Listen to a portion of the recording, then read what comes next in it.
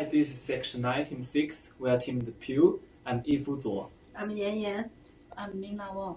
I'm Kingsley. I'm Juhan Yao. So today we are going to talk about the Iceland, the climate change in Iceland. So let's begin. My name is Yan. I will talk about the connection between the climate change and the opportunity. What will the climate change the Iceland? The first changes is increasing tourists. We got this reporter on the Atlantic magazine. The title for it is Climate Changes is a Boon to Tourism in Iceland. For the opportunity is the increasing tourists can help Iceland get more profit. And so there will be the economic changes, social changes, and the cultural changes. And for the vulnerability is the large amount of tourists will influence the environment of Iceland. So there will be the ecological changes, political changes, and the social changes to control those tourists. So for the next part, climate change will make more biodiversity in Iceland. We got this material on the website. The name for it is the global issues. The title is Climate Change Affects Biodiversity.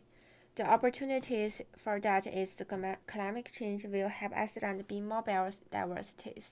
Trees are growing faster and new varieties are now found here, which they couldn't survive before. So there will be the ecological changes, economic changes, and the social changes. For the vulnerabilities, is because of the climate change, there will be wildfires because of the drought. On the other hand, there are more and more trees grew in Iceland and they grow very fast. They occupy the land. People need to migration. There will be the social changes, economic changes, and the political changes for that. The next fact is sea level rising. So for the sea level rising, we got the Iceland magazine. The title is Iceland's vanishing glaciers will severely affect human life. For the opportunities is sea level rising indeed provides Iceland with some opportunities to promote its development, utilization of new energy, and reduce environmental pollution. There would be economic changes, ecological changes, and political changes for the opportunity side. And for the vulnerability is sea level rising gives rise to increases in coastal erosion and increased exposure of beaches to wave action. And also sea level rise will draw the houses of people who live in the coast. There would be the economic changes, ecological changes, and the social changes. For the next part is the transportation. So for the transportation is we got this effect on the website named the National Academy of Engineering. The title is Adaptation to the Impacts of Climate Change on Transportation. For the opportunities is transportation brings some positive effects on different aspects due to climate change. So there would be social changes, cultural changes, and economic changes. For the vulnerabilities, in some extent, climate change will bring vulnerabilities on various aspects. First is social changes, and the second is cultural changes. The last is economic changes. Because the energy of transportation will cause the shortage problem, and they also will make the culture be more diversity, so there would be more tourists and they will make damage for the Iceland. Also, they will need to money to build. So the last changes is extreme natural events. For the extreme natural events, we got this from the website named Universe Today. The title for it, What are the benefits of volcanoes? And the other news is named Icelandic's volcano impacts economy, industry, environment, and from the VOA news. For the opportunities, climate change can result to extreme natural events, such as volcano eruption. It can produce some beneficial substance and create some unexpected benefits. And there are ecological changes, economic changes, and social changes. For the vulnerabilities, volcano eruption will do harm to Iceland's development. There will be the ecological changes, economic changes, and the social changes because the volcano eruption will cause the loss of volcano ash. They will make the heavy rain coming from a bad effect of the environment. So there are vulnerabilities and opportunities of Iceland related to climate change. Next, we are going to talk about how the Iceland contributes to the climate change and what the Iceland's carbon footprint is. Hi, this is iah206. The emissions from the energy sector account for 41% of Iceland's total emissions. Industrial processes account for 40% and agriculture for 14%. So wealthy people, fishermen, and farmers are the three groups of people who have the biggest carbon footprint in Iceland. In the industrial processes sector, metal production is the biggest contributor, and the transportation is the biggest contributor in energy sector. Wealthy people contribute a lot to the carbon footprint because they import a lot of goods from other countries and produce a lot of waste. Fishermen are the one of the biggest contributor because they produce a lot of greenhouse gas by using their traditional fishing equipment. Furthermore, farmers produce a large volume of greenhouse gas by using chemical fertilizers. And the industries that use renewable energy, environmentalists, and the renewable energy users are the smallest contributor of carbon footprint in Iceland. Before industrial revolution and global imperialism, the economy of Iceland assumed a form which would remain much same for the centuries due to natural resources and the constraints of culture and technology. After industrial revolution and global imperialism, the industrial revolution started in Iceland at the beginning of the 20th century. In the 19th century and earlier, agriculture was the chief occupation, but by 1930, fewer than 36% of the people devoted their energies to farming, and the proportion has continued to fall. In 1905, the Fisheries Investment Fund was established to promote fisheries. In the decades that followed, the economy diversified into the exports of manufactured goods, process industries, and a range of services for export and domestic use. Now the seamen could go farther from the land to fish. They could fish more than they did before, and the weather was not as big a factor as it used to be.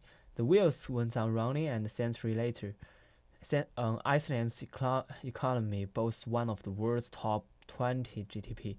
Icelanders began to harness their cultural powers into the 1940s, but was still getting 75% of its energy from coal until the oil crisis of the 1970s forced it to change its energy policy. It put funding and resources into searching for new energy. Right now, Iceland prefers to choose clean energy and renewable energy instead of burning fossil fuel during development. Iceland carbon dioxide emissions from fossil fuels fluctuated substantially in recent years. It tended to increase through 1965 to 2014 period ending at 541,000 metric tons in 2014.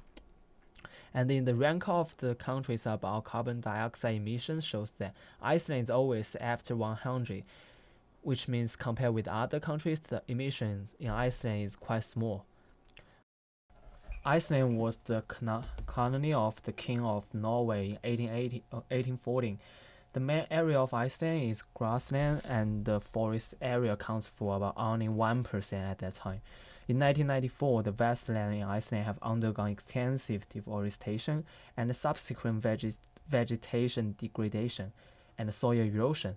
In 1997, half of original vegetation cover may have been destroyed. About 95% of forests and woodlands, once covering at least 25% of the area of Iceland, have been lost. And nowadays, people in Iceland got some of those forests back, improve and stabilize the country's harsh soils, and help agriculture and fight climate change. So Iceland has contributed to climate change in different ways, and what I've talked about are Iceland's history related to its carbon footprint.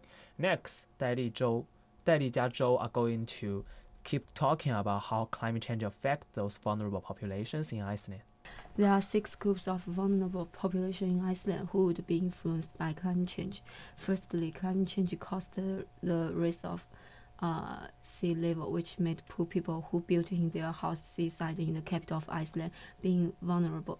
Women are more dependent and there are less access to education and information, so that the risk of climate change will have more influence on women. Traditional harvest activities impacted by climate change harms indigenous people. Furthermore, the several Iceland government policies also have great impact on population. The Iceland government introduced the policy to reduce and monitor the greenhouse gases, including methane from agriculture, which largely hit the Norsemen. Fishermen will be vulnerable because they need to replace their traditional facility with the new cooling system. This will cost them extra money. And finally, in order to deal with the climate change, the highly shady power plant in Iceland pumps the carbon dioxide underground, but also bring up the volcanic gases. There are 4 main trade-offs adapt to climate change in Iceland. Firstly, pump carbon dioxide underground and turn it rapidly into stone in Iceland project is a cheaper and more secure way of buying CO2 from fossil fuel burning underground, and it can reduce carbon dioxide emission. However, the highly shady power plant bring up the volcanic gases, which can lead to acid rain to endanger the environment and human health. Second, renewable energy resources in Iceland can minimize the carbon footprint while reducing cost. It achieved economic diversity and has improved for people's life in Iceland.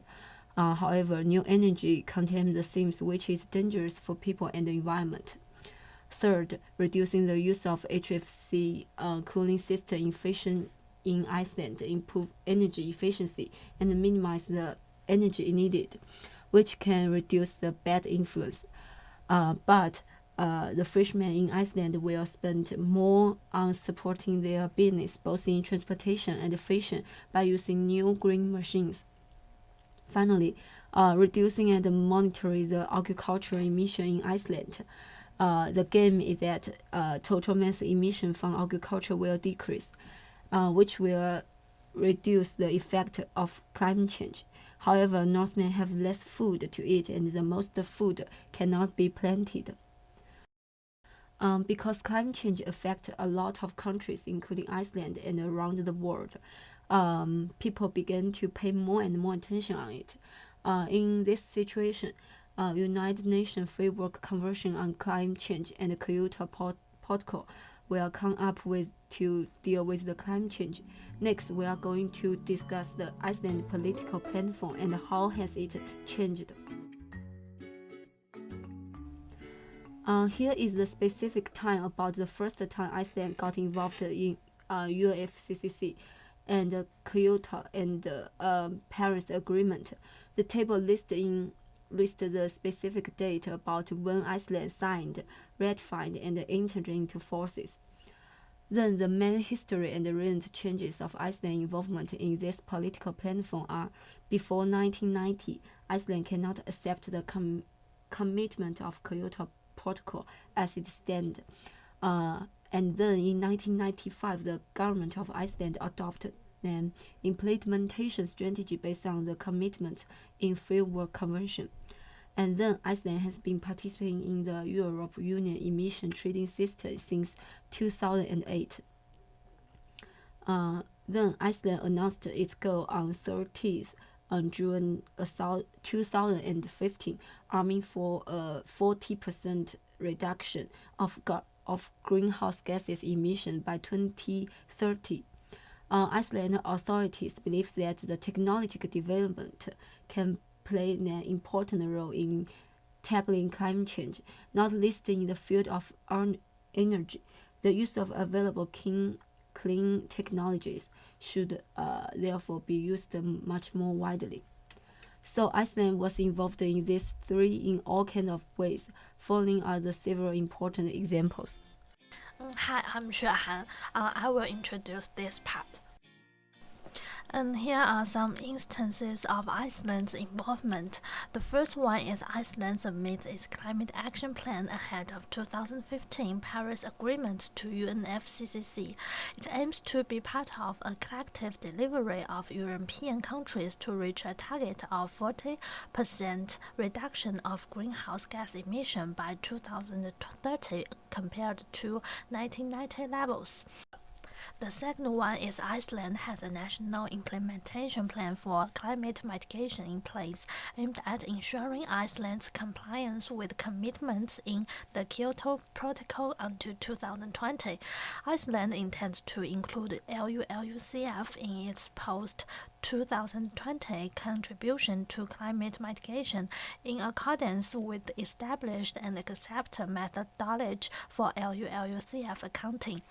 The third one is Iceland involved in LULUCF to solve the deforestation adapt to climate change. With its extensive problems of past deforestation, land degradation, and desertification and experiences from a century of practical soil conservation, afforestation, and revegetation, Iceland provides an interesting venue for a dynamic dialogue on challenging LULUCF issues. The fourth one is Iceland involved in ACIA and CWE, which is Global Climate Change Organization. Icelandic scientists and research institutions are involved in several projects that study the impact of future global climate change, including the recently concluded Arctic Climate Impact Assessment and the Climate, Water, and Energy Program. The fourth one is Iceland involved in PHE to develop new energy. The government has taken some large steps in implementing these policies measures. The government was a founding member of the International Partnership for the Hydrogen Economic, and Iceland is also active in the European Hydrogen Platform. And here are some reasons why has Iceland engaged in. The first one is UN Framework Convention on Climate Change and Paris Agreement. The UNFCCC stabilize greenhouse at a level that would prevent dangerous anthropogenic interference with the climate system, and Iceland is in a dangerous position when it comes to climate change and global warming. The second one is Kyoto Protocol. Kyoto Protocol is an international agreement linked to the UNFCCC and allows for flexibility in terms of the method countries could use to meet their gas reduction commitments, and it allows countries to compensate for emissions by increasing the number of the country's carbon sink. So Iceland can grow grasses and forests in its wasteland areas. And here are some connections between history, politicals, and climate change. Iceland's constitution, which was adopted in 1944, and it signed for Climate Change Convention in 1992.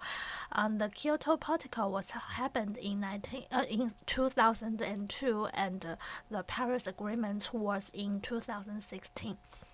Okay, these are all about Iceland's politicals represent the appetites in the history and the recent developments in the UNFCCC, Kyoto, and Paris. Next part, Minna we are going to discuss some recommendations for future Iceland.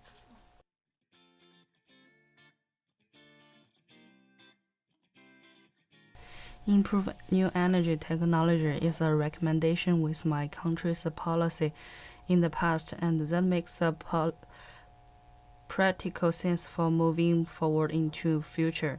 To achieve the goal, announcement by Iceland in the ratification of the Paris Agreement of a 40% reduction of greenhouse gas emissions by 2030. Compared to the 1990, Iceland should implement more use of renewable energy resource such as wind, solar, and to reduce the GHG. And those renewable energy resources in Iceland can minimize the carbon footprint of state while reducing cost. We also play 3 games during this semester's class. First, debate. 2 sides of debate for the capture climate change. We find the resource to against the other side, looking lots of resource to know deeply of climate change. Second, the country generation. Each team calculates their country's investment and production to find the max profit in which method. Finally, role play. Each team sends 1 person to represent their country. All countries' representatives work together to write rules so that they can manage and control the behavior of each country. Finally, every country passes these rules to consist an agreement. Also, we provide a cost-benefit analysis to evaluate the recommendation. Cost-benefit analysis is a systematic approach to estimating the strengths and weakness of the alternatives. For example, in transaction activities, functional business requirements of projects, and abundant and cheap renewable energy is one of the Iceland's key economic assets. Power production ability has expanded to meet demand for new energy-intensive industry. This has helped diversify the economy but also extra pressure on the country's unique landscape and figural. There are 4 vulnerable groups has been affected by our recommendation. First, women are vulnerable due to a lack of education and less independent. Only 1/4 of votes president of renewable energy companies are female, and only 8% of directors or managing directors of this country are female. Second, indigenous people. Climate change significantly impacts the traditional harvest activities of indigenous people in Iceland. Preventing deforestation allows indigenous people with a better living conditions. Third, freshmen, even though using new renewable energy equipment need cost extra money at the beginning, renewable energy allows freshmen with a higher efficiency and low overall cost. Finally, tourism. Recommendation of improving new energy technology and stopping deforestation have Iceland to build a better natural environment and has a better living conditions. Develop more tourist attraction and attract more foreign visits. In conclusion, so the climate change caused to increase tourist, more biodiversity, rising sea level, transportation, and extreme natural events. There are the key vulnerabilities and opportunities are that Iceland faces over the next 30 years in the relation to the climate change, and how those vulnerabilities and opportunities will change the Iceland. The Industrial Revolution and the global imperialism play big roles in the history of Iceland's carbon footprint. Right now, the Icelanders have prevented massive deforestation and used most of its energy from renewable energy. It shows some specific dates, instances, and reasons why Iceland involved in UFCCC, Kyoto, and Paris. Also, it shows the connection between history, politics, and climate change in the Iceland.